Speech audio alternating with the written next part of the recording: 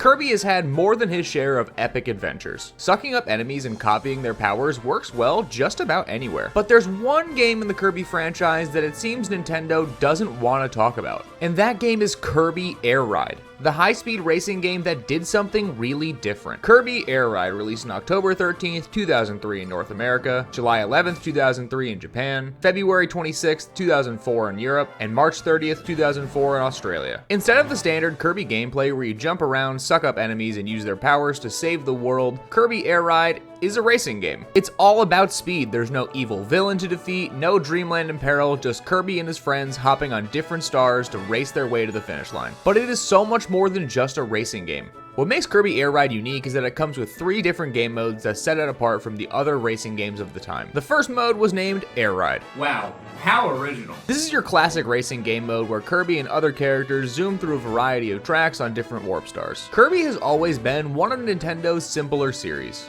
and that's still the case here. Instead of your standard racing game controls, Kirby Air Ride uses a one-button control scheme. Aside from steering with a joystick, everything from drifting to attacking is done by holding and releasing a single button. This may seem like it's way too simple, but it's actually deeper than you might think. Like in a standard Kirby game, you can still absorb powers from enemies that are on the track. It allows you to freeze, burn, or slice your way through anything in your path. There's something about being able to turn into a wheel that really makes me love this game. There are a load of stars to choose from, all of which handle differently from one another. You have the standard star that you would see in most Kirby games and things like Smash Bros, one that looks like a washing machine, whatever this is, and so much more. Of course, with being a racing game, the tracks are just as important as the karts, and the tracks in this game are gorgeous. Each map has its own quirks that make it fun and include a few basic elements. They each have their own long stretches of track that you would see in any other racing game, rails you can ride on to get from one section of the map to the other, and hidden shortcuts. I am someone who likes to play a game and unlock things by doing so, and this game is perfect for that. The more you play, the more you unlock, with the ability to get new stars with a total of 18 different machines, and new characters like Meta Knight and DDD to give even more variety. In the beginning, you start with a super small selection of stars, and as you play, you get more and more. I miss when games would start you off as bare bones as possible and then build up the more you play. The way that Air Ride handles unlockables makes it really stand out from other games at the time.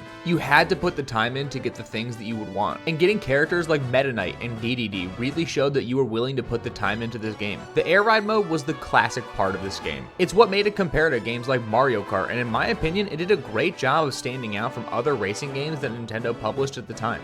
Next up was Top Ride. This game mode took a top-down perspective and was a more chaotic and simplified version of the races. The arenas were really tiny with sharp corners and loads of power-ups. What made Top Ride stand out was that everyone was on an even playing field with standardized vehicles. So it was more about outmaneuvering your opponents and using items to throw them off course. You had 2 choices of vehicles, the Free Star and the Steer Star. Both of these have the exact same specs, but just have a different control scheme. The Free Star is controlled by pointing the control stick the direction you want to go, and the Steer Star only goes left and right. It's nice to have somewhat of an option, but they both do the exact same thing and have the same stats. There are 7 stages that are themed off of the Air Ride levels, and it's all about getting first place and annoying everyone in the race. It was deceptively simple. A top-down race was absolute chaos, and since everyone was on the same playing field, it was a great way to have a simple competitive mode. The controls are a little bit different, and it took a few rounds to get used to, especially if you've been playing Air Ride, but it's just as crisp as the other modes. And you can only play as Kirby in this mode, which is somewhat disappointing, but I understand why they did it. This feels more like an accessory game mode than anything else. It's certainly the one that I played the least, but overall, it's not a bad time at all. But of course, the game mode that made this game go from good to great was City Trial. This mode turns Kirby Air Ride into somewhat of a mini open world battle royale.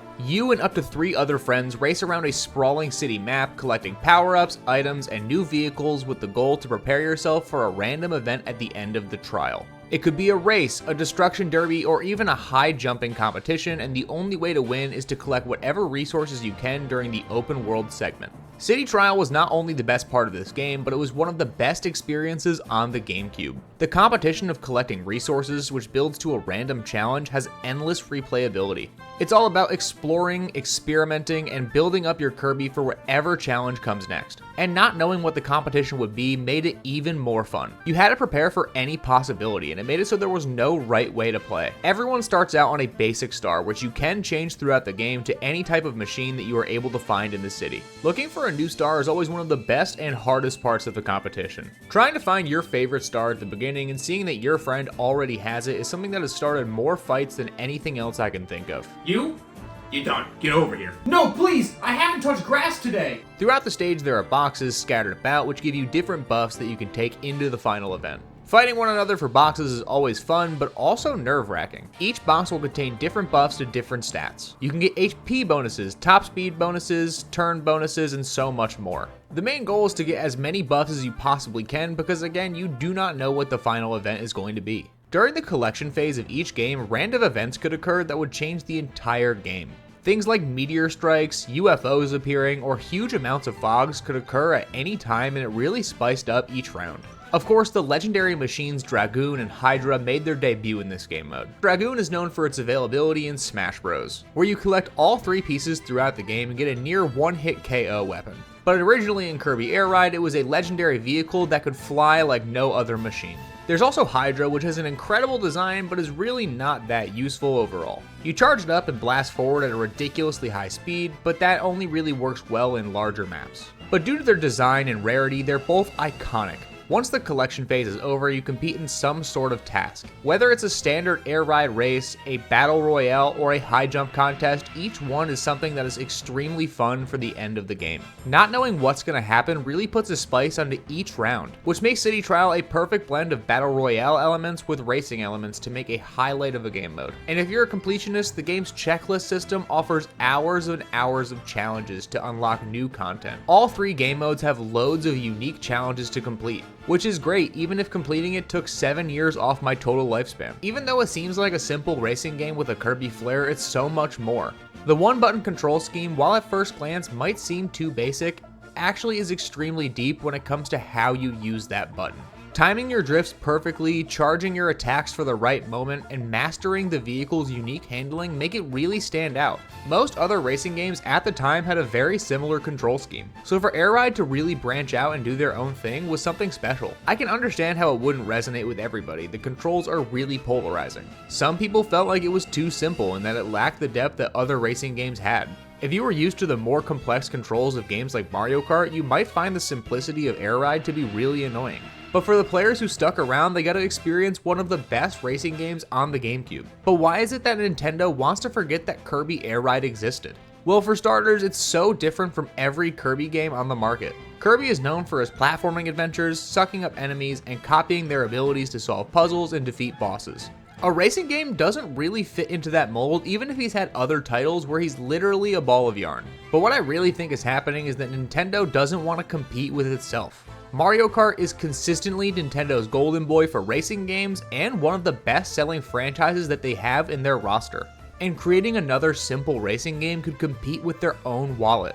During the earlier days of Nintendo, with consoles like the N64 and the GameCube, you had loads of different Nintendo IP racing games. Games like F-Zero and Diddy Kong Racing were decent successes. But ever since the success of Mario Kart Wii and Mario Kart 8, we haven't seen a real new Nintendo racing game in years. And Kirby Air Ride fits exactly into that mold, especially with how simple it is. F-Zero is a fast-paced racing game that's a little more complex than Mario Kart would be, so it doesn't compete as much. But Kirby Air Ride is also a simple racing game. Anyone can pick up and play it, especially with the one-button control scheme that makes it deceptively simple. And it doesn't make sense for Nintendo to fracture their own player base if they can pull everybody into one iconic racing series. Of course, there would be people like me who buy both, but that's not everyone. A lot of people only need one simple racing game for their console. Back in the day, fracturing a player base between different titles made sense when the games were not able to have an online multiplayer. But now that they want as many people as possible to buy their flagship racing series, I can understand why they've really hammered down on Mario Kart and pushed everything else to the side.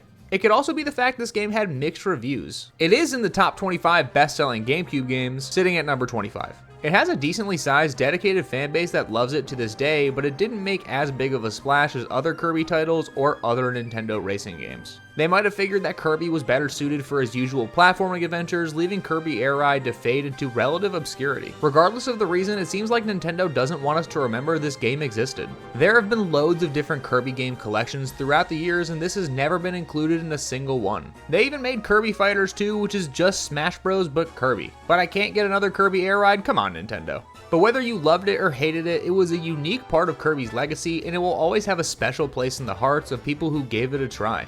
And as always, thank you for watching. I hope that you and your family have an incredible rest of your day, and if you like anything that you saw here, please consider subscribing.